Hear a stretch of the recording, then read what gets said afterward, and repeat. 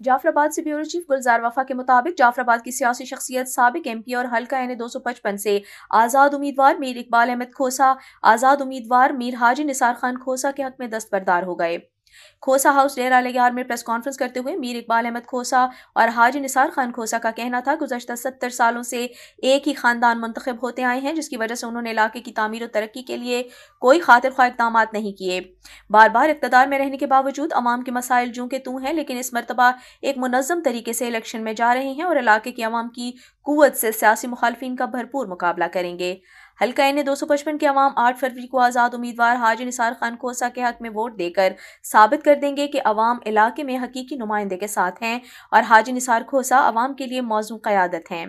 Press conference کے دوران سردار سخی عبدالرزاق کھوسا نے بھرپور حمایت کا اعلان کرتے ہوئے امید ظاہر کی کہ N255 سے کھوسا برادری کا ایک ہی امیدوار سامنے آئے اور اس کے لیے کوششیں جاری ہیں۔ اس موقع پر سابق ضلع نائب ناظم میر منظور خان کھوسا، پیپلز پارٹی میر دوران خان کھوسا، نیشنل پارٹی کے حاجی خامد بخش کھوسا، شہری اتحاد ڈیرہ لیار کے صدر حاجی ستار کھوسا، سید ذکریہ شاہ بھی موجود تھے۔